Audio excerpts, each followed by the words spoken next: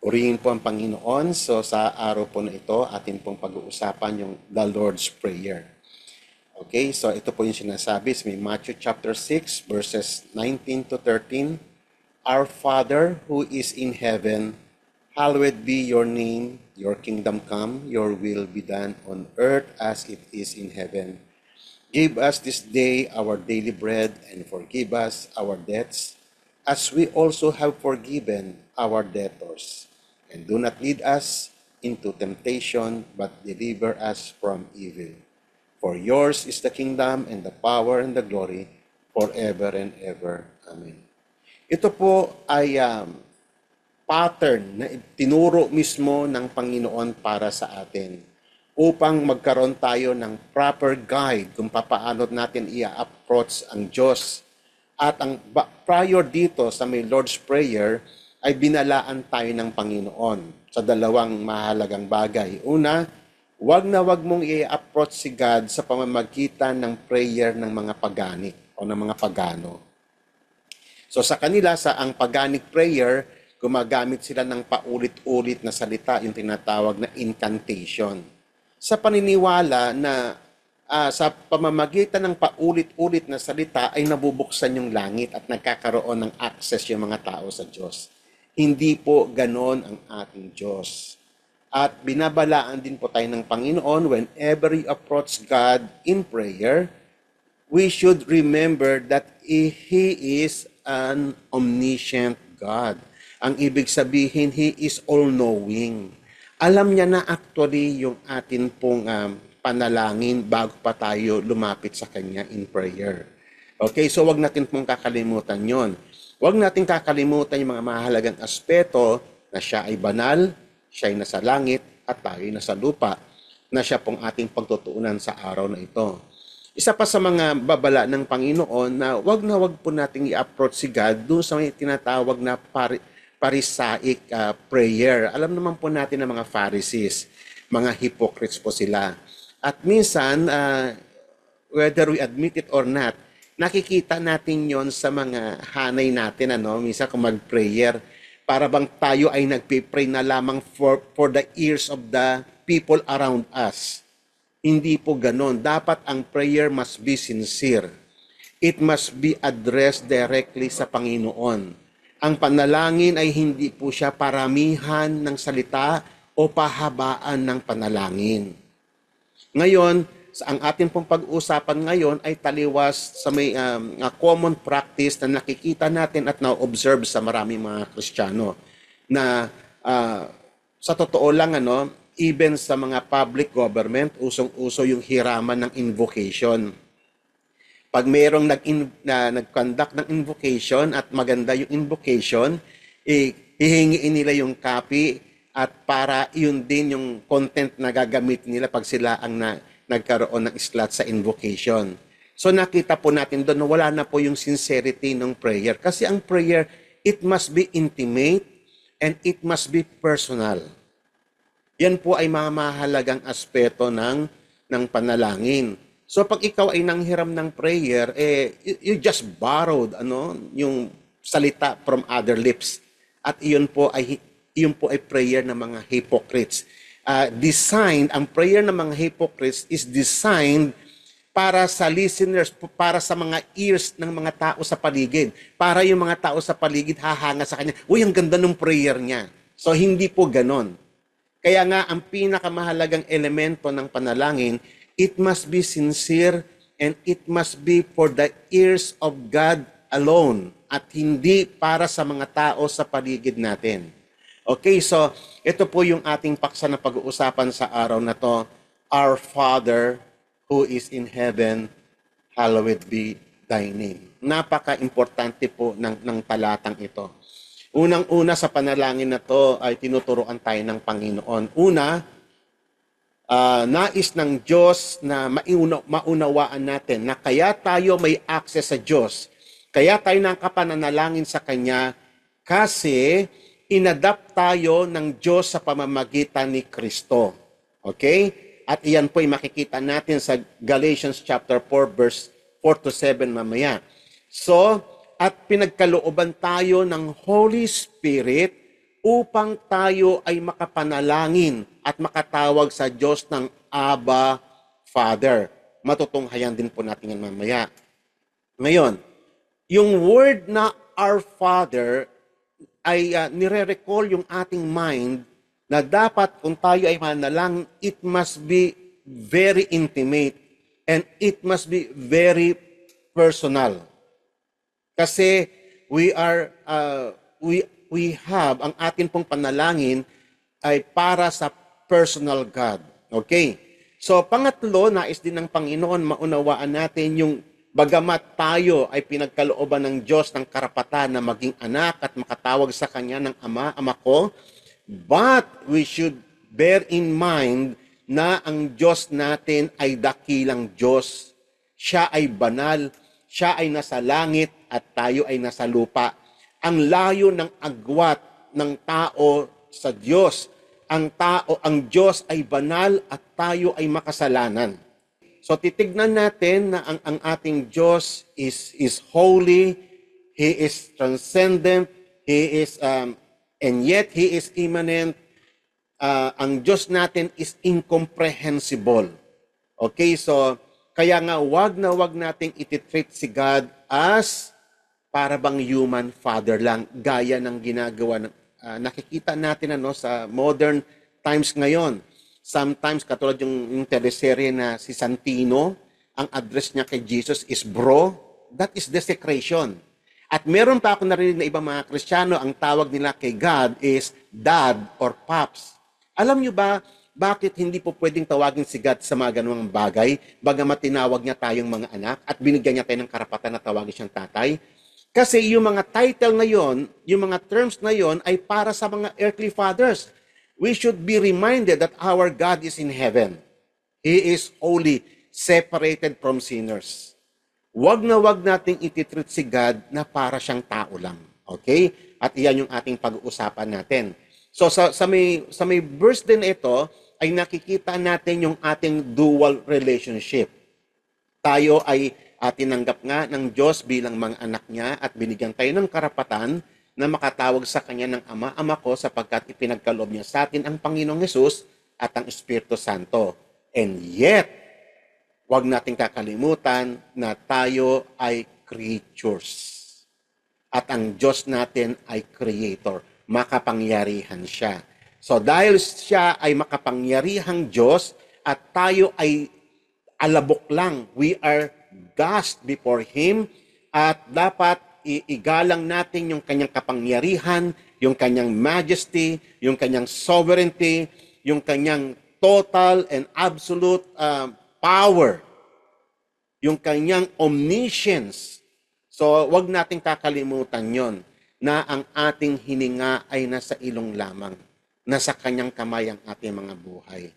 At nire-require tayo ng Diyos na maging banal tulad niya. Kaya mag-iingat tayo. Ito po yung verse na sinasabi ko kanina, when the fullness of time came, God sent forth His Son, born of a woman, born under the law, and so that He might redeem those who were under the law, that we might receive the adoption as sons. Because you are sons, God has sent forth the Spirit of His sons into our hearts, crying, Abba, Father. Therefore, you are no longer slave, but a son, and if a son, then an heir through God. So, ito po yung mga mahalaga, no? Legally, inadapt tayo ng Panginoon, as well as in Romans chapter 8, verses 14 to 16. Ang Holy Spirit ay nagtetestify that we are children of God through the Spirit of adoption. Pinapayuhan tayo ng Panginoon kung paano tayo lalapit sa Kanya. Gaya ng sabi kanina, Our Father, Thou art in heaven. Okay? So, dito po sa sa Ecclesiastes chapter 5 verses 1 to 6, makikita natin yung implication ng verse na yon.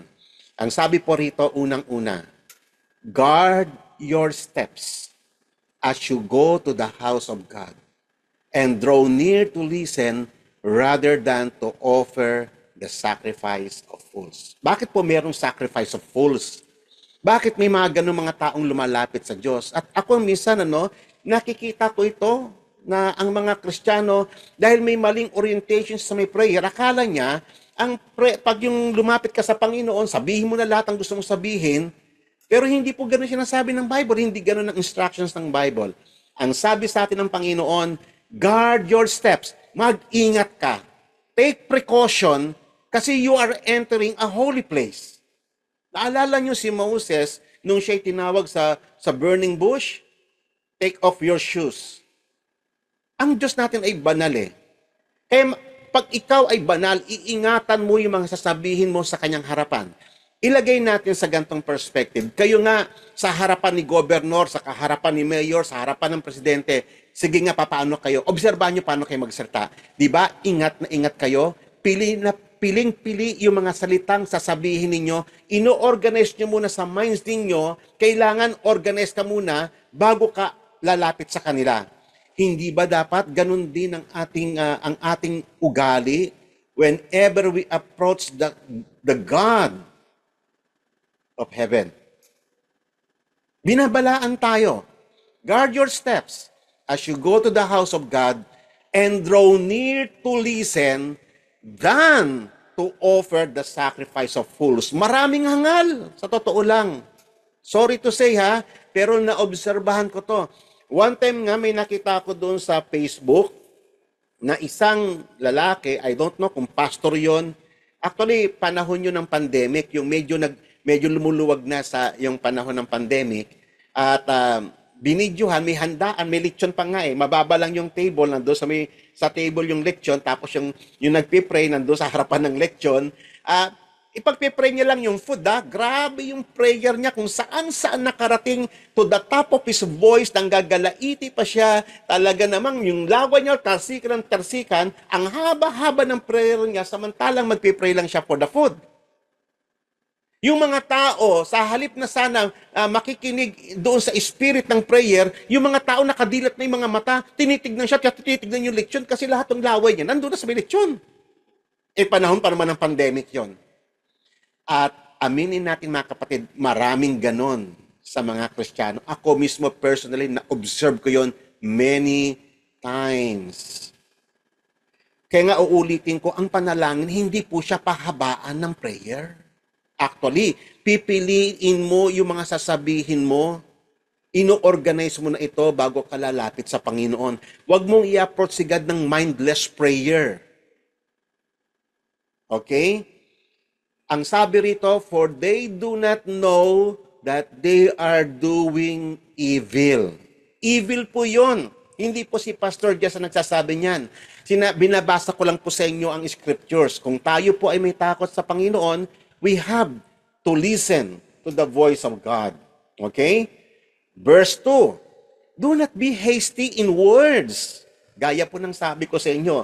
Pag nasa harapan kayo ng Diyos, huwag kang padalos-dalos, huwag kang salita ng salita. Sapagkat ang Bible ay nagsabi mismo na mas maraming salita, mas maraming kasalanan. Refrain. Sinabi pa nga sa Matthew chapter 12, ang tao mananagot siya sa trono ng Diyos in every careless words na binabanggit niya. Huwag tayong maging careless.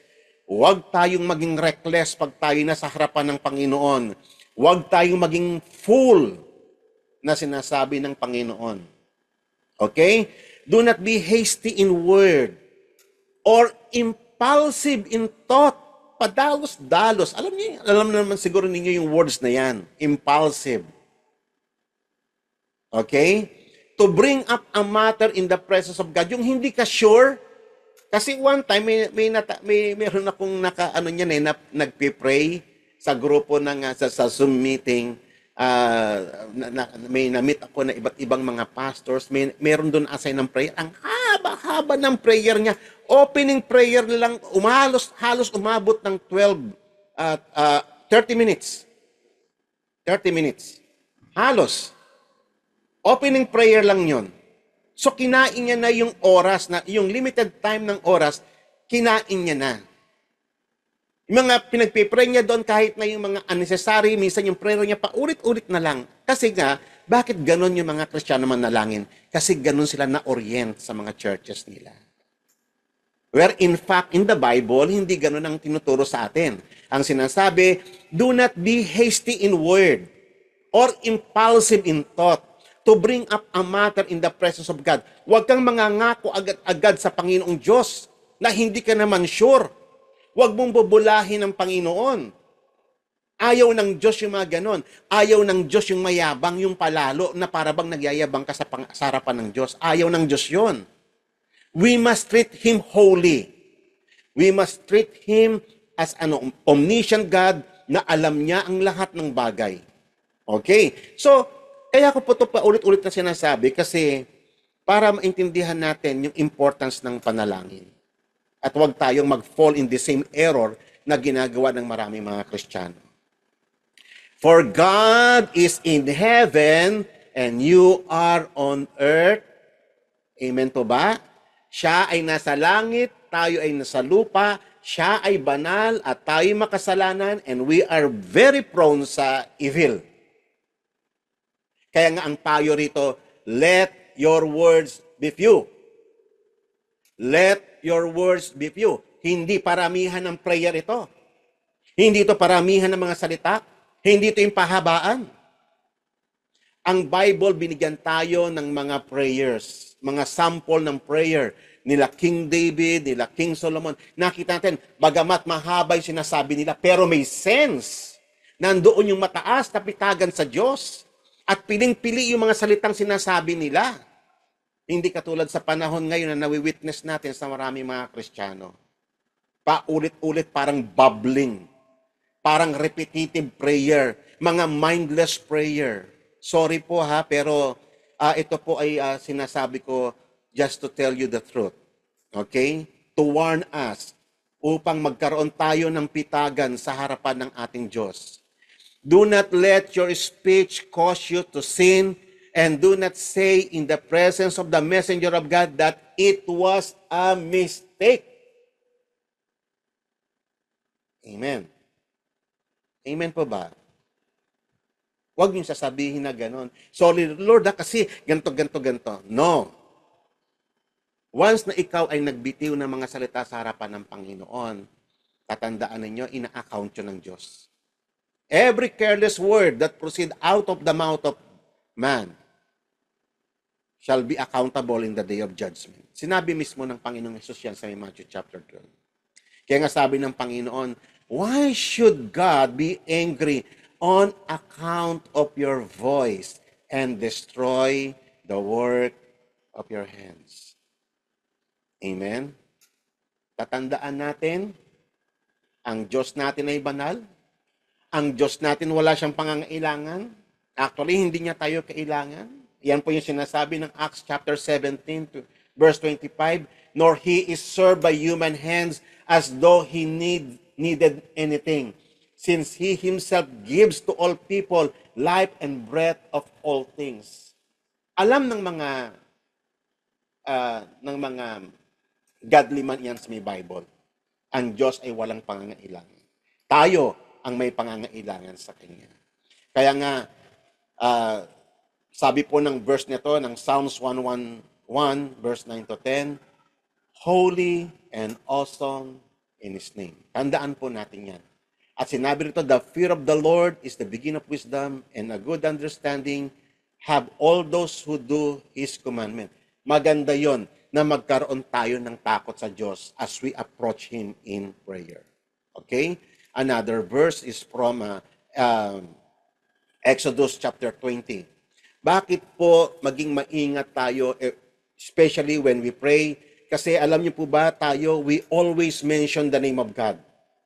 Alam naman siguro ninyo itong commandment na to sa Ten Commandments. You shall not take the name of the Lord your God in vain, for the Lord will not leave him unpunished that taketh his name in vain.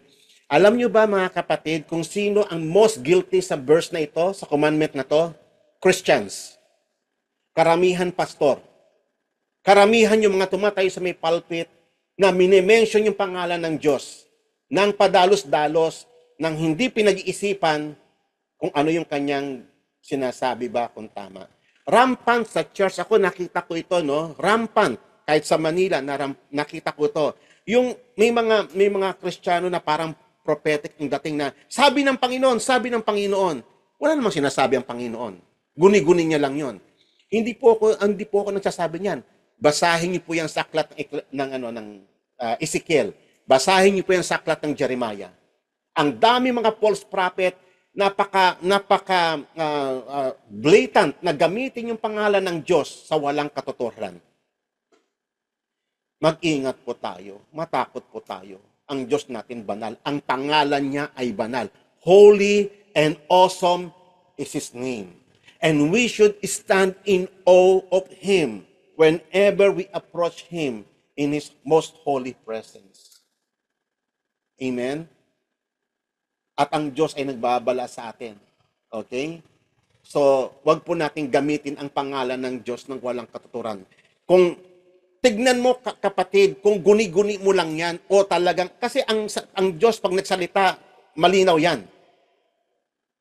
Hindi po siya yung parang pigment lamang ng imagination natin. Minsan nalilito tayo doon sa tinatawag na still small voice, na samantalang iyon ay ano lang natin yun, yung sa conscience lang natin yun. Mag-ingat po tayo. Kung talagang audibly nagsalita ang Panginoon, then speak.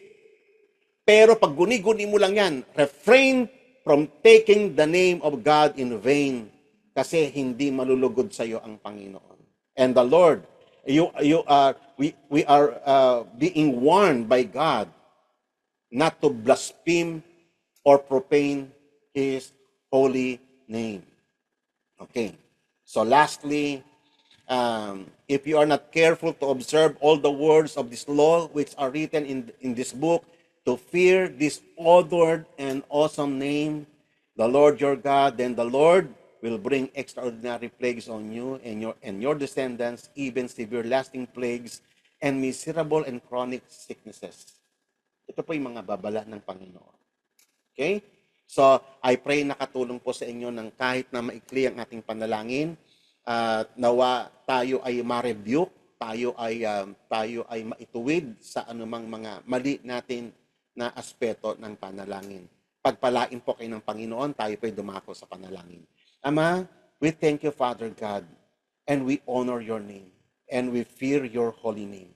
Father God, thank you for teaching us concerning your ways.